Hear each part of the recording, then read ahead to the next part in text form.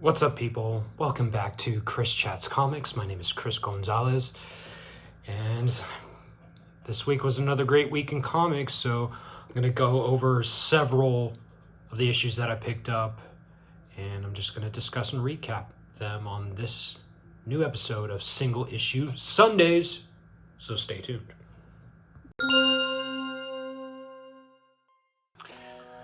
So this is Single Issue Sundays, again, once titled Single Issue Saturdays, but I pushed it a day to better align with my schedule, with my 9-to-5 job. But yeah, so this is the series where, again, I discuss and recap the single issues that I picked up this past Wednesday on New Comic Book Day.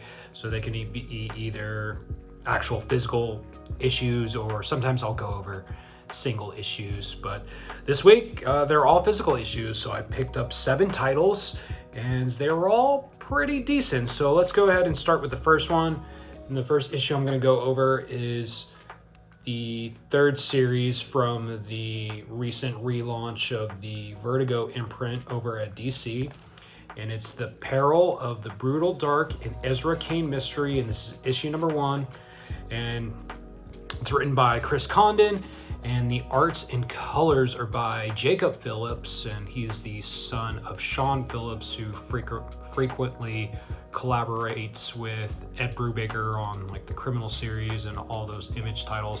But yeah, his son does the art and colors, and the letters are done by Hassan Osme Elhau. So that guy is one of the best letters in the game. So first of all, I really dug this issue. It's going to be a 6-issue mini-series because Chris Condon did sign an exclusive contract with Marvel, so it's not going to be an ongoing, but this was a solid first issue. If you like crime noir thrillers mixed with a little bit of supernatural elements, this will do the job for you. So we start off with flashing back to like 1913 in Greece. There's this archaeology dig that's going on with this group of people. This team of people discover this entrance to a potential tomb, so they set it on fire to open the entrance, and it's based off of whose tomb? It's a Thetis, and I might be mispronouncing that, but it's one of the Greek gods. And so they discover this tomb, and I really dig the artwork. It's pretty gritty, and it definitely fits the tone of the story. So they find this tomb, and they come across this trap, and this is where the supernatural elements come across. So they find this anvil of Hephaestus, and they bring it back. So then it flashes forward to New York in the 1940s, 1941 in particular, and then that's where we follow our main protagonist, this gentleman right here. His name is Ezra Cain, and he might be a bounty hunter or some type of hitman, but throughout this issue you discover that he used to be in the police force, and he also did study archaeology for a couple of years, and he was pretty brilliant, but he gave that up. He also was in the war. He was a fighter pilot, so really charismatic protagonist. I liked his writing and how Chris Condon set this guy's backstory up. He really did a good job in one issue to set him up. So initially, we're introduced to Ezra. He has to obtain this briefcase for a client, and we have a pretty fun chase scene in the beginning. Again, this is the artwork, really dope. And again, I just like the visual storytelling. So he meets with the client who hired him to obtain that briefcase, and he sets up another job, and then I just like the visual storytelling as he's entering his apartment. He gets, you see pictures and get an idea of who he was. So I thought that was pretty cool visual storytelling. So yeah, he gets contacted by one of his old colleagues who is on the police force, this gentleman right here. And this guy essentially tells Ezra, like, hey, I am friends with this woman. She is a German immigrant, and based on what's going on in the world with, World War II, Germans are not looked fondly, so she can't really go to the police for help. So this cop asks Ezra for help because the woman's husband has been missing for a couple days. And so Ezra agrees and just tells the cop, like, hey, have her come to my place later tonight. And then he meets with another one of a potential client. He works at this museum, and he pretty much tells Ezra, like, hey, someone has taken the anvil, and I want you to look into it. And Ezra had asked this guy, like, how'd you get my information? Well, the person who discovered the anvil in the beginning of the issue was actually Ezra's professor, and Ezra's professor recommended Ezra to this guy. So pretty much that's what the mission is. Ezra has to find the anvil and look into the mystery surrounding why it was taken and everything. So issue ends with Ezra going back to his apartment. He thinks someone has broken into his place, but it ends up being the German woman whose husband went missing. And Ezra asks, like, who took them? Who took him? And she just tells him, the Brutal Dark. So who's the Brutal Dark? We don't know, but very solid first issue. I'm intrigued by the mystery. And yeah, I probably, because I have so many titles that are on my pull list, I'll probably wait for the trade for this, since it's only going to be 6 issues.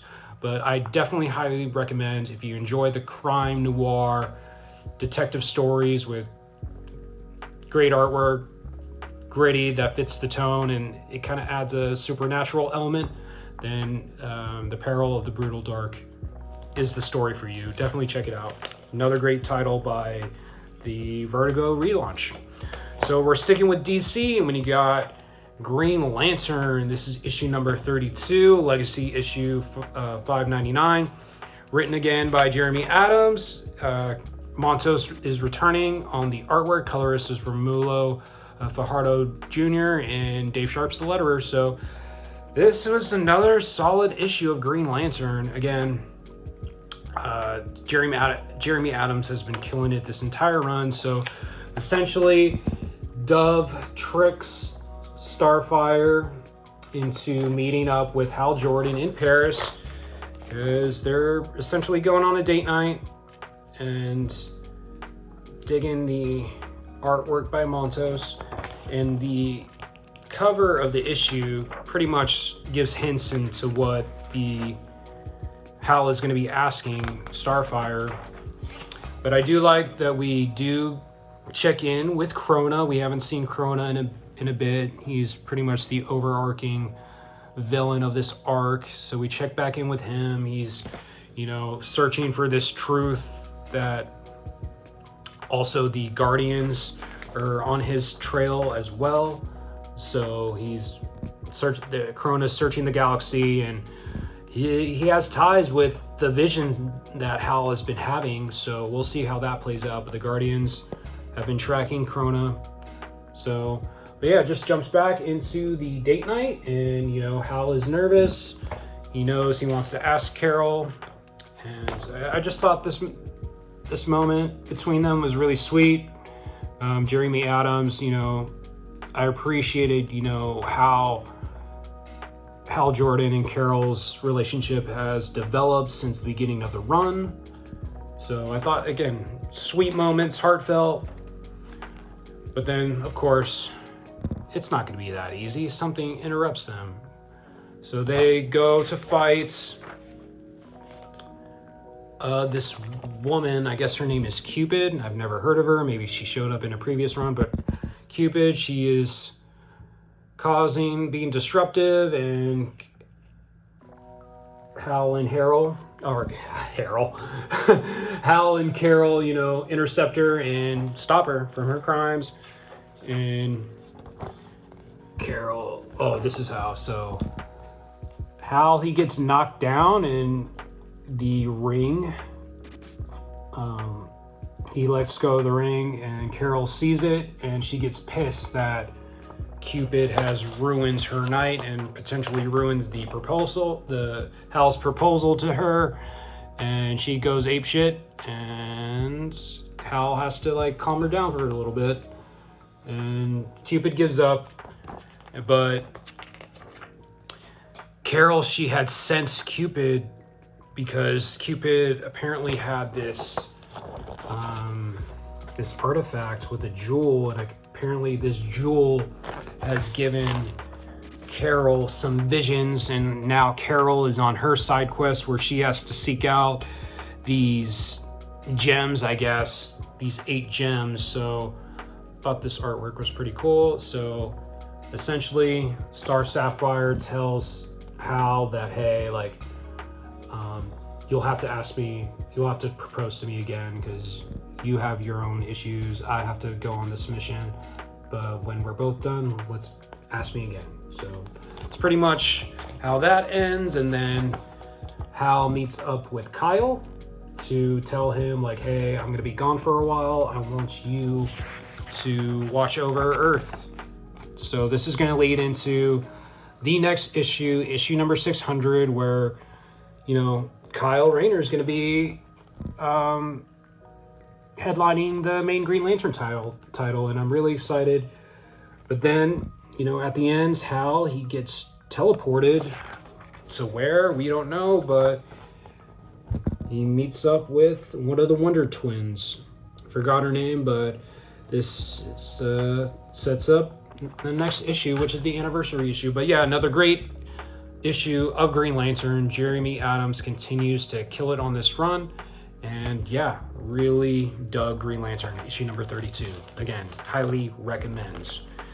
And the next issue I'm going to be going over is from Image, and is Escape issue number 6. This is the final issue of this arc, and it's going to take a little break and come back with issue number 7 in May, I believe.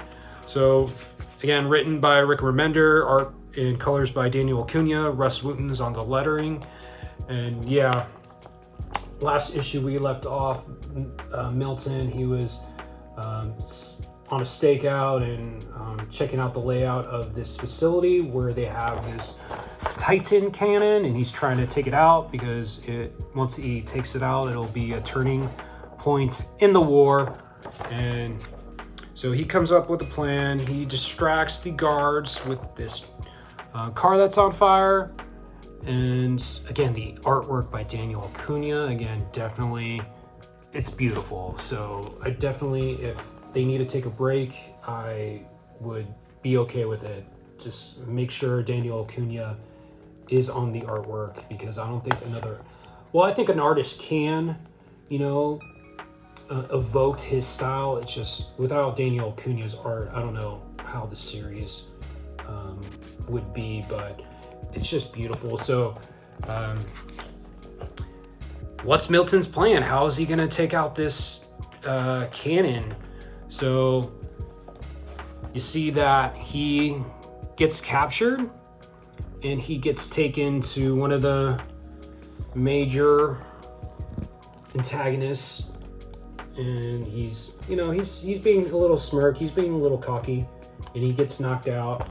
And it really reminded me of Inglourious Bastards by Quentin Tarantino, and I think I've mentioned that before, but he wakes up, he's tied up, and he meets with this guy. I think his name is Major Reinhardt, I believe. Let me double check. I believe it's Reinhardt. Yeah, it's Reinhardt. So, this guy is just pretty much having the typical villain monologue, gloating to Milton, and just using Milton's wife as ammunition. And he's going to tell Milton, hey, I'm gonna torture you. He's essentially gonna try to torture him, and Milton's just being a little arrogant and just saying, hey, if you're gonna kill me, just get it over with. He's like, oh, I'm gonna make you suffer. And so this confrontation between Milton and Major Reinhardt, I loved it. Remender's writing during this sequence was just perfect to me. He really gave me the sense of just tension and anxiety just building up, and that's what the series has excelled at. I just feel everything that Milton is going through, just the adrenaline pumping, and it's just the pacing was incredible, really fast paced. So Milton, he essentially distracts them long enough, and he had some C4 on him, so apparently he used that C4, he planted it near one of the south walls of this facility, of this stronghold, and that distracts the guards. So the Major Reinhardt, he leaves to go round up his troops to secure that breach, and Milton sneaks, and I just love I love this sequence where he escapes and fights this guard, and it's just very brutal scene. Just look at this, just choking the life out of this guy, and just look at how intense this artwork is. It's very beautiful. Again, look at this, Daniel Acuna. I mean, Rick Remender, his writing's been phenomenal throughout, but yeah, Daniel Acuna's artwork is just chef's kiss, you know? So while the bats are distracted with all the mayhem and the destruction, Milton dresses as one of their troops, and he sneaks off to, I think, an ammunition depot or wherever they're holding like grenades. And he goes in there, and he's got all this weaponry, and what's he gonna do with it? We're not sure, but that's how the issue concludes. And again, another action-packed filled, the pacing was, thrilling, and it was a very fast read. This is one of my favorite series currently ongoing right now. I couldn't recommend this title enough. Rick Remender, Daniel Acuna, On Escape. Issue 7 comes out in May, but definitely before that drops, read the first 6 issues. I think the trade is coming out as well, but I highly recommend Escape.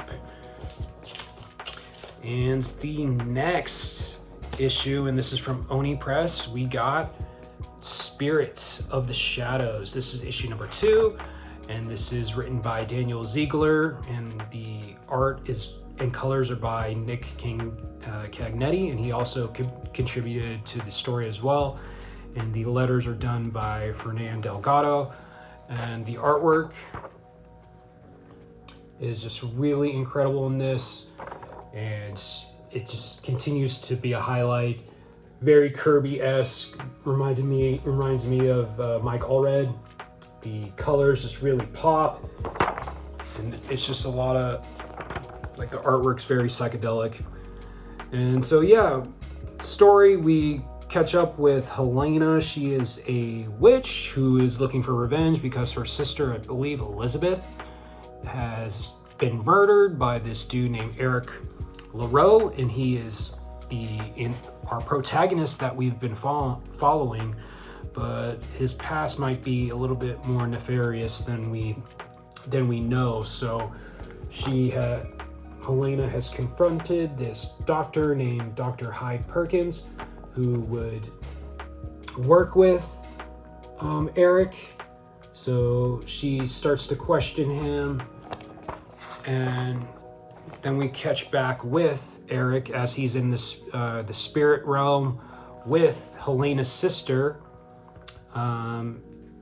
Elizabeth, and unbeknownst to Elizabeth, she doesn't know that Eric potentially contributed to her murder.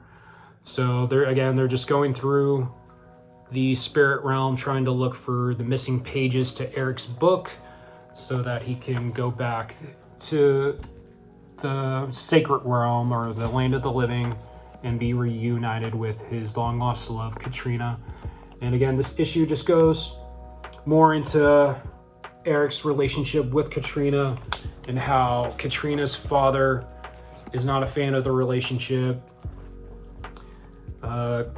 Katrina essentially she's in a arranged marriage. She's about to marry this dude. Again, her father doesn't like that, but they continue to see each other. But I liked how the flashback sequences, they look like they're drawn with like colored pencils, so I really dug that effect by Cagnetti. And again, Katrina's father is the mayor of this particular town, and he warns Eric, like, hey, if you continue to see my daughter, I'm not going to be responsible, essentially, if something happens to you. So he warns him. But then Helena, she goes back to her home, and then she comes up, she is going to cast this spell that raises the dead, because apparently if somebody dies, you have a certain amount of time to use this spell to raise them from the dead. So that's essentially what she does. But meanwhile, again, just look at the artwork, just phenomenal. Really dug it. So Helena, she casts this spell, but before that, again, we get more insights into Eric and Katrina's relationship, and their relationships developed really well. You can see why they're in love with each other. But yeah, so Helena, she cast a spell, and back in this the spirit realm, this figure comes out from the ground and essentially takes Eric back to the land of the living. And then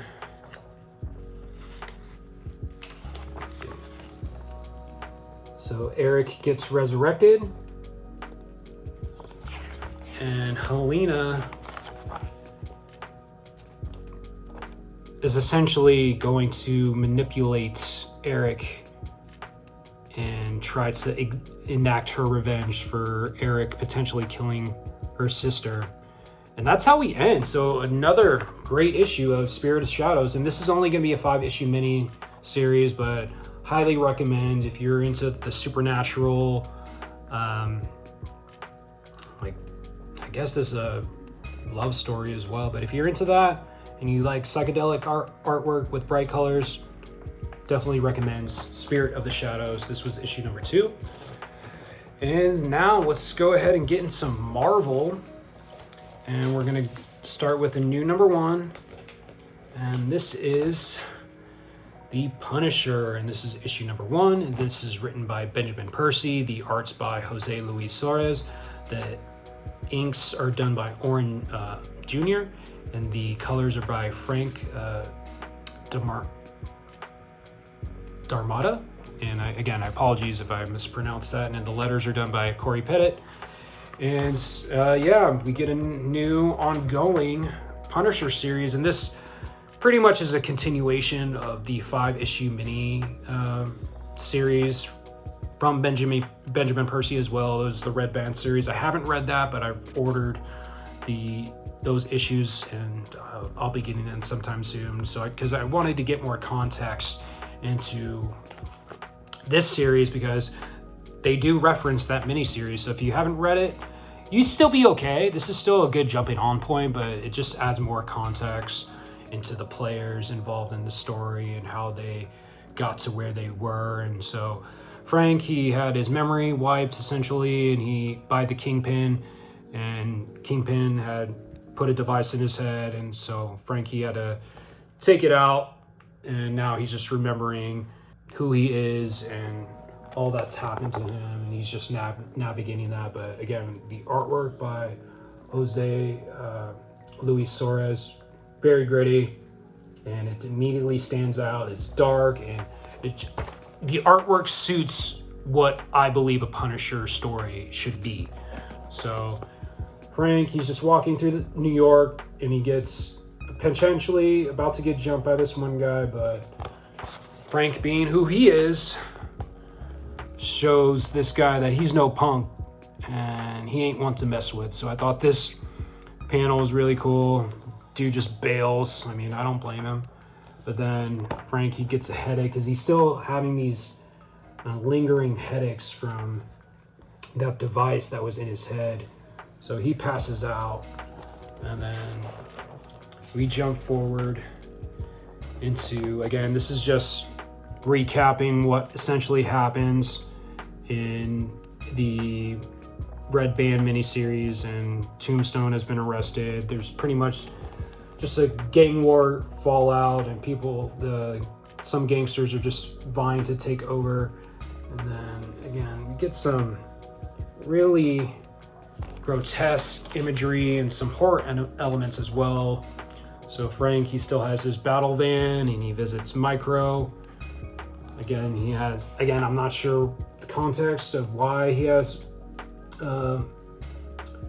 holding Micro like this, but I thought that's interesting, and I thought this was pretty cool. He's just remembering, recent events, and he's building some weapons. I thought this image was cool. So yeah, then we jump to Tombstone. He gets a visitor while he's in jail, and it's this guy who is impersonating Tombstone's lawyer.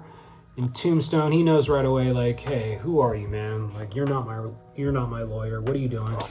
And this is just really gross. Look at this. This guy just starts ripping skin off of his face, but just the imagery is just really gruesome and grotesque and dark. So it's revealed that Jigsaw is back, and he's essentially making a play for Tombstone's territory. So he's pretty much warning Tombstone, like, hey, you're gonna forfeit all your businesses under my name, and if you don't, I'm gonna essentially kill your family. So Jigsaw is aiming to take over, and he's looking to become the new kingpin of crime, while Frank is still delivering his form of vigilanteism. That's a word. So he kills this bank robber. I thought this moment was funny. Frank returned the money that guy stole, and the clerk is just terrified, and Frank asks, how much for the chocolate? And the guy's like, it's on the house. But again, Frank is still dealing with these headaches, so we'll see how that subplot plays out. And then this reporter from earlier, she believes that Frank is back in New York, and she's trying to cover it more, but her boss is, discrediting her. And Frank meets up with Micro again, and he asks Micro, like, hey man, something's wrong with my head, I need you to help. And then Jigsaw, again, he's looking to become the new kingpin, and needs to take out Frank Castle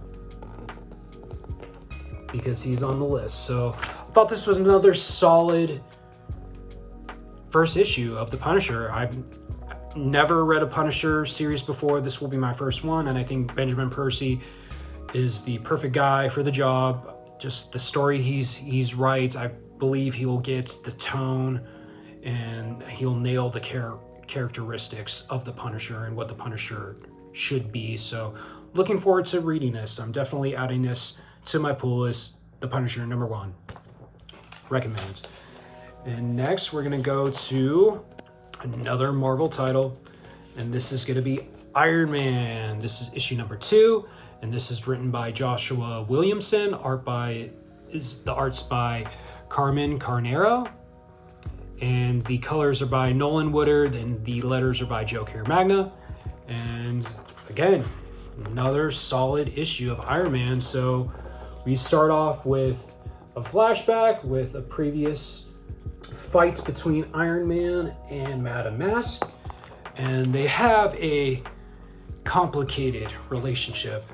So 1 minute they're fighting, the next, in typical Tony Stark fashion, they're in bed making love, or in the aftermath of making love. And so Tony essentially just asked Madame Mask, her name is Whitney, like, hey, I'm scared that there might be another Tony Stark who won't use his influence and intelligence for good. He will use it to be evil, essentially. So that's pretty much like the crux of this story that I believe is what would, if given the resources and having the intelligence to produce armor like Tony Stark, would you use those powers for good, or will you use it for evil? So anyway, we jump to Cap and Iron Man. They're dealing with these, they're called the Dread Squires, and they're from Latveria, and they're just dealing with the aftermath of the One World Under Doom storyline. So Iron Man and Cap, they are subduing them, and midway through the fight, the waitress from issue 1 calls Tony, and essentially they set up a date. So kind of awkward timing to set up a date while they're fighting, but it's cool. It was lighthearted.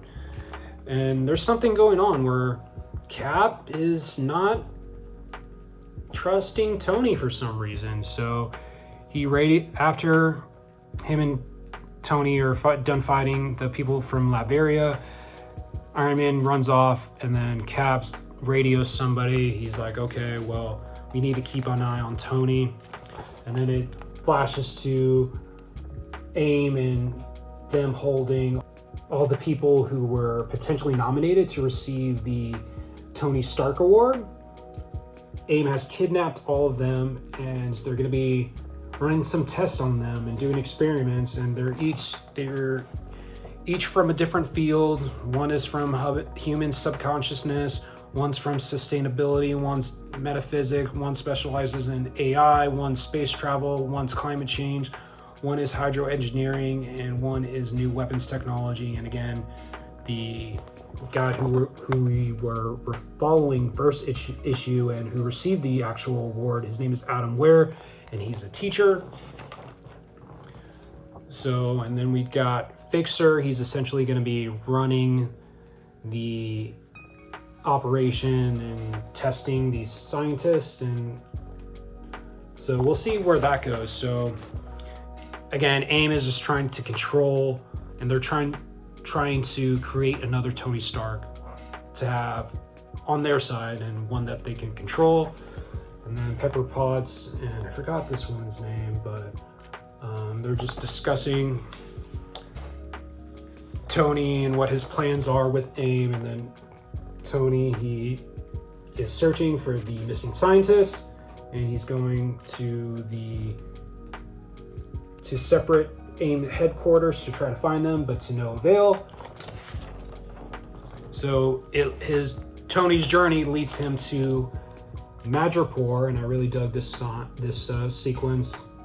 I always like it when Marvel characters go to Madripoor. I like that setting in the Marvel universe. And so Tony is using his being arrogant and his humor, is trying to meet with somebody at this club, but the bouncer is not letting him, and he's like, okay, you came here without your suit, you shouldn't have done that. They tried to jump Tony, but Tony handles himself, and he kicks their ass with no armor. And then it's revealed that the person he's trying to meet up with is MODOK. So I thought this part was a little ridiculous, but I appreciate Joshua Williamson's humor throughout this issue. So Tony thinks MODOK knows where AIM is holding these hostages. So Tony's starting to interrogate MODOK, but then AIM shows up, and they crash the party. And Tony thinks their aim is after him, but they're actually after MODOK, so MODOK needs Iron Man to protect him. So that's where the issue ends. So another fun issue. I don't think it was as strong as issue 1, but I'm still intrigued with this story, and I want to see how it progresses. So definitely recommend Iron Man. And that was issue number 2. And the last issue I'm going to go over again, this is from Marvel. It is the Spider-Man Venom Death Spiral one-shot. And this is setting up the crossover event between Amazing Spider-Man and Venom. And there are 3 writers, Joe Kelly, who's the writer of Amazing Spider-Man, Al Ewing, who's the writer of Venom, Charles Soule, who wrote the 10-issue miniseries Eddie Brock Carnage, and Jesus Saez is the artist, and Matt Hollingsworth is the colorist, and Joe Caramagno once again is the letterer. So I thought this was okay. This is essentially just setting up what's going to be happening in the crossover event, and it just deals with the aftermath of the recent arc with Amazing Spider-Man. Peter, he's just dealing with just catching up with his life since he's been out in space, and he's just, going over everything that he's missed while Ben Reilly was taking his life over essentially as Peter Parker, and while Norman was being Spider-Man. So, and as the story goes on, it's just, again, I wouldn't say this is a great jumping on point, because it's dealing with a lot of story threads from the previous series. So yeah, it was a solid issue, but I wouldn't recommend to start here. But Peter visits the hospital. He's seeing if his friend Brian, who works at Rand Industries, and Brian got into a recent accident with this project that him and Ben Reilly were working on, and it involves fungus, and it's called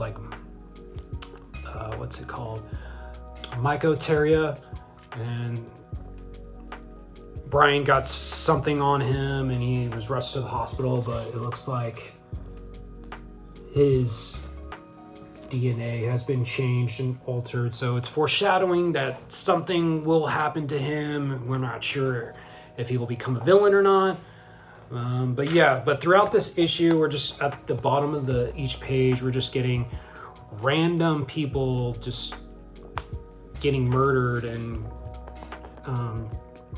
then it's hinted that they're related to our main characters that we're going to be following in this crossover, which are, Peter Parker, Eddie Brock, and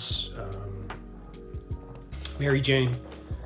So then we just follow Eddie as he's still dealing with having the Carnage symbiote, and just him trying to control Carnage, because Carnage, he's bloodthirsty. He wants to murder everybody, but Eddie is not allowing him to do that.